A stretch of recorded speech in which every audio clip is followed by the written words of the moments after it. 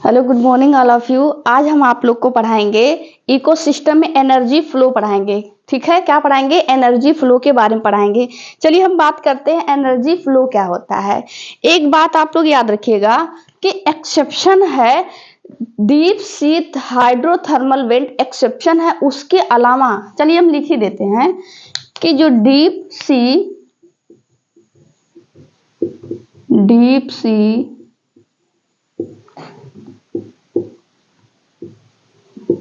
Hydrothermal vent, इसके अलावा जितने भी ऑल इकोसिस्टम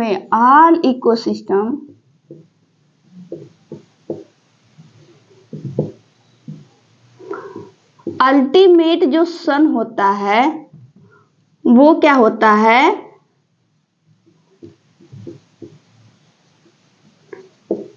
एनर्जी का सोर्स होता है।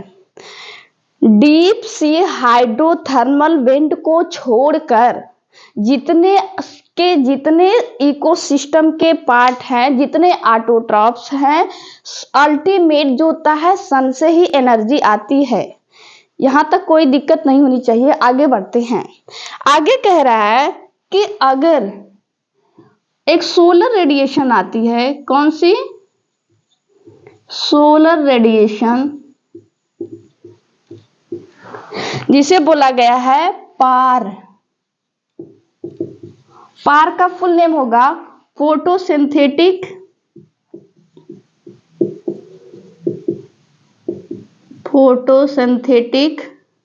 ए से होगा एक्टिव, आर से होगा radiation. Photosynthetic active radiation. PAR का जो रेंज होता है वो एंगस्ट्रॉम में होता है। कितना होता है? 400 से लेके 700 एंगस्ट्रॉम होता है। किसकी? पार की सोलर रेडिएशन। पार की सोलर रेडिएशन जो होती है वो लेस देन कितनी होती है? वो लेस देन 50% आती है सन से। देखिएगा, एक चीज और याद रखिएगा, अगर सन से आ रही है सोलर रेडिएशन, अगर 100% ले रहे हैं तो 50% से कम आ रही है किस पे? Photosynthetic active radiation.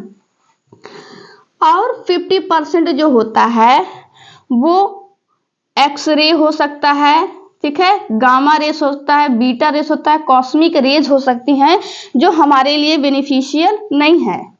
बट जो पार होता है, जो फोटोसिंथेटिक एक्टिव रेडिएशन होता है, ये आता है लेस देन 50% आता है। जबकि प्लांट उसको लेते कितना है?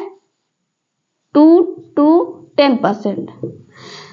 2 से लेके 10% तक प्लांट जो होते हैं वो पार के रेडिएशन को लेते हैं एनर्जी, और यहां से क्या करते हैं?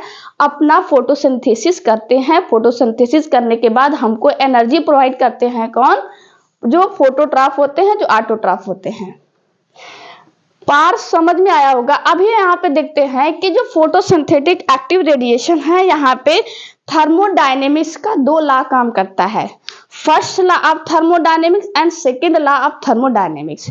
चलिए हम जिक्र कर लेते हैं फर्स्ट लॉ ऑफ थर्मोडायनेमिक्स क्या होता है और सेकेंड लॉ क्या होता है। फर्स्ट लॉ ऑफ थर्मोडायनेमिक्स और second law. First law of thermodynamics कहता है, फर्स्ट लॉ ऑफ थर्मोडायनेमिक्स, देखिए ऐसे आप लोग केमिस्ट्री में पढ़े होंगे कि फर्स्ट लॉ ऑफ थर्मोडायनेमिक्स कहता है energy are not create are not destroy but it can change one form to other form. Energy को ना तो पैदा किया जा सकता है, ना तो उसको नष्ट किया जा सकता है, बल्कि एनर्जी को एक फॉर्म से दूसरे फॉर्म में चेंज किया जाता है। ये थर्मोडायनेमिक्स का फर्स्ट लॉ है। इसका क्या मतलब है? जैसे फर्स्ट लॉ में क्या कह रहा है? सन है, सन से एनर्जी कहां पे आई? प्लांट में। अब प्लांट से एनर्जी कहाँ जाएगी? हर्बीवोर्स, और हर्बीवोर्स से कहाँ जाएगी? कार्निवोर्स। तो सन की जो एनर्जी है वो कहाँ गई? प्लांट में। प्लांट्स की एनर्जी कहाँ गई? हर्बीवोर्स में। और हर्बीवोर्स की एनर्जी कहाँ गई? कार्निवोर्स में। ये कहता है first law of thermodynamics. First law thermodynamics एक चीज और याद रखिएगा, ये फूड चेन में चलती है। और जबकि देखिए चेन बन रहा है ना, सन से प्लांट, प्लांट से हर्बीवोर्स, हर्बीवोर्स से कार्निवोर्स। ऐसे जैसे ट्रॉफिक लेवल अगर यहाँ 1 लिख दे हैं, यहाँ पे 2, यहाँ 3, यहाँ पे 4। अगर कह रहे हैं थर्मोडायनेमिक्स का सेकेंड लॉ क्या कहता है? थर्मोडायनेमिक्स का सेकेंड लॉ कहता है कि एनर्जी जो होती है किसी भी ट्रॉफिक लेवल में अगर जाती है तो वो रिमेन कांस्टेंट होती है। अगर देखिए, अगर हम इसकी बात कर रहे हैं, ठीक है, अगर हम इकोलॉजी के बेसिस पे थर्मोडायनेमिक्स का सेकेंड लॉ कहते हैं, तो यहाँ पे लिख लीजिएगा, जो एनर्जी का फ्लो होता है वो फूड वेव में होता है। एनर्जी का जो फ्लो होता है वो कैसे होता है? Food web. जैसे यहाँ T1 है तो यहाँ हम T2 लिख देते हैं, या फिर दूसरा ले लेते हैं A1, A2, A3, A4।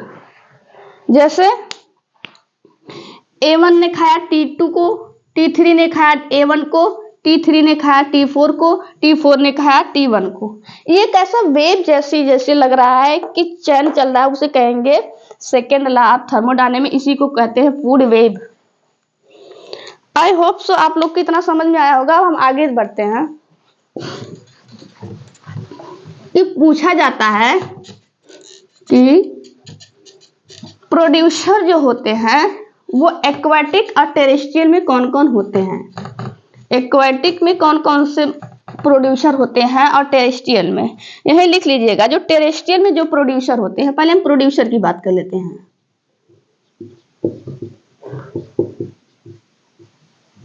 Terrestrial, terrestrial में लिख लीजिएगा, ये क्या होंगे? आपका हर्बेसियस होंगे एंड वुडी प्लांट। हर्बेसियस और वुडी प्लांट जो होते हैं प्रोड्यूसर का काम करेंगे कहाँ पे? टेरेस्ट्रियल इकोसिस्टम में। टेरेस्ट्रियल इकोसिस्टम में काम कौन करेंगे? हर्बेसियस और वुडी प्लांट। अब यहाँ पे हम एक्वाटिक प्रोड्यूसर का भी ले लेते हैं।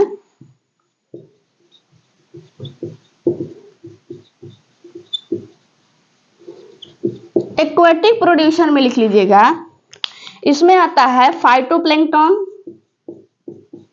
फाइटोप्लैंक्टन, उसके बाद आता है एल्गी, उसके बाद लिखिएगा हायर प्लांट।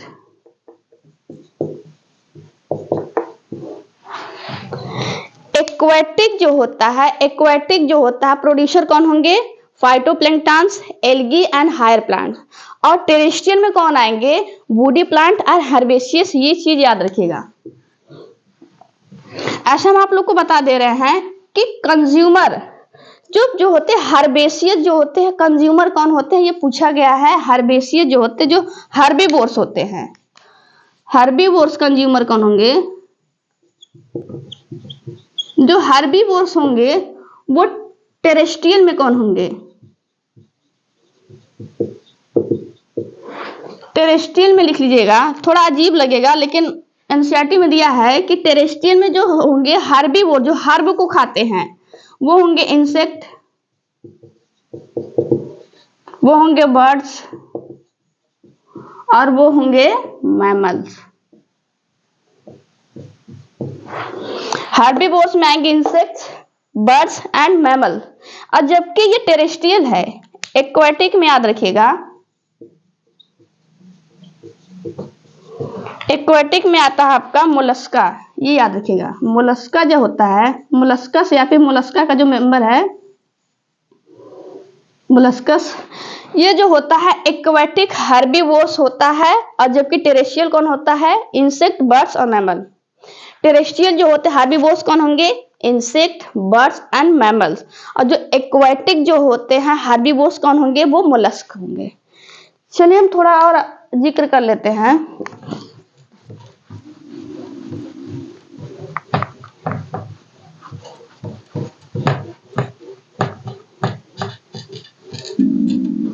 एक ट्रॉफिक लेवल से अगर दूसरे ट्रॉफिक लेवल में एक चीज और 10% ला देख लेते हैं। इसमें क्या होता है? 10% ला एक होता है। चलिए ग्रेजिंग फूड चेन देख लीजिएगा पहले, उसके बाद हम 10% ला लास्ट में बताएंगे कि ग्रेजिंग फूड चेन अगर है तो कैसे होगा। जैसे कोई एनिमल ग्रेजिंग फूड चेन है, ग्रेजिंग फूड चेन के बारे में, ग्रेजिंग फूड चेन है तो उसको सबसे पहले जो होता है, कोई जैसे ग्रास हो गई, ग्रास को कौन खाएगा? गोट। और गोट को कौन खाएगा? मैन। या फिर ये कहीं और ले सकते हैं, बता दे रहे हैं, ठीक है। ग्रास है तो ग्रास को खाएगा कौन? ग्रासोफर। ग्रासोफर को कौन खाएगा? मेढक। मेढक को कौन खाएगा? स्नेक। स्नेक को कौन खाएगा? ईगल। तो यहाँ पे जो ग्रास है वो क्या है, गोट क्या है, और मैन क्या है। अगर ग्रास की बात किया तो ये ट्रॉफिक लेवल क्या होते हैं? फर्स्ट, ट्रॉफिक लेवल सेकेंड, और ट्रॉफिक लेवल थर्ड। ग्रास को बोल सकते हैं ये क्या है? प्रोड्यूसर। गोट क्या है? Primary consumer. और मैन क्या है? Secondary consumer. पहली बार जो कंज्यूम करता है उसे कहते हैं प्राइमरी कंज्यूमर, उसके बाद जो उसको करता है उसे कहेंगे सेकेंडरी कंज्यूमर। अब ऐसे डेट्राइटस का ले रहे हैं तो क्या होता है? डेट्राइटस मतलब आपको बताए थे, जितनी भी डेड ऑर्गेनिक पार्ट हो, चाहे प्लांट्स का हो चाहे एनिमल को, उसे डेट्राइटस कहते हैं। इसका जो डेड ऑर्गेनिक मटेरियल है, डेड ऑर्गेनिक जो मटेरियल है, इसको खाएगा कौन? डेट्रीवोर्स। बताया था ना, डेट्रीवोर्स। इसी को बोला जाता है सैप्रोट्रॉप्स। चलिए बताते हैं सैप्रोट्रॉप्स क्या होता है। एक चीज याद रखिएगा, व्हाट इज सैप्रोट्रॉप्स। जैसे सैप्रोट्रॉप का मतलब होता है कि those organisms intake dead and decaying food matter. अगर यहाँ पे food matter complex food matter है, ठीक है, यहाँ पे फंजाई और बैक्टीरिया अपने एंजाइम को डालेंगी कहाँ पे? इस फूड पे। तो एंजाइम की वजह से इनका जो होता है ब्रेक डाउन होगा, कॉम्प्लेक्स से कहते हैं सिंपल में, और जब सिंपल से होगा तो इसमें जो होता है सैप्रोट्रॉप जो होते हैं वो क्या होते हैं? ऑस्मोट्रॉप के रूप में इसे होते हैं, भाप के रूप। इतना बड़ा खाना तो खा नहीं पाएंगे, छोटे एनिमल हैं, तो उसको ऑस्मोट्रॉप के रूप में खाना खाते हैं। यह है सैप्रोट्रॉप। आगे देख लीजिएगा 10% लॉ क्या होता है, पूछा जाता है। 10% law was given by Lindeman, एक साइंटिस्ट है जिनका नाम था Lindeman. 10% law, 10% law was given by Lindeman. Lindeman ने 10% लॉ दिया। इन्होंने कहा था कि अगर कोई ग्रास है, ग्रास प्रोड्यूसर है गोट, और इसको खाएगा कौन? मैन। अगर ग्रास की जो होती है 100 मान रहे हैं, इसकी जो होती है 1000 है, ठीक है, इसकी 10% एनर्जी जाएगी किसमें? गोट में। कितना हो जाएगा? 100।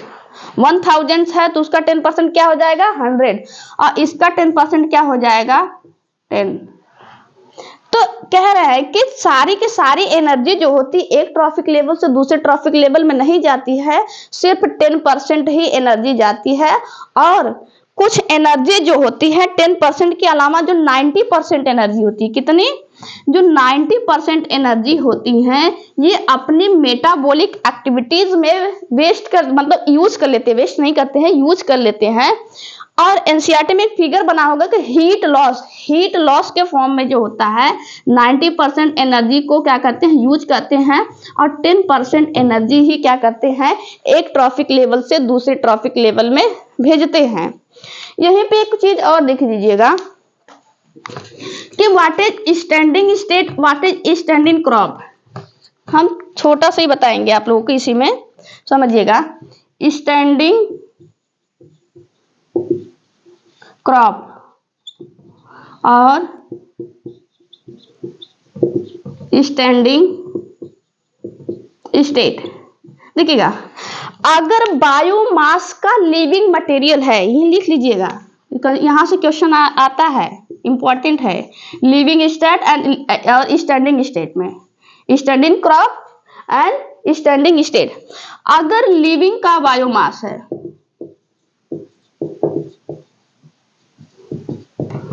अगर लिविंग थिंग्स का जो बायोमास है तो उसे कहेंगे स्टैंडिंग क्रॉप।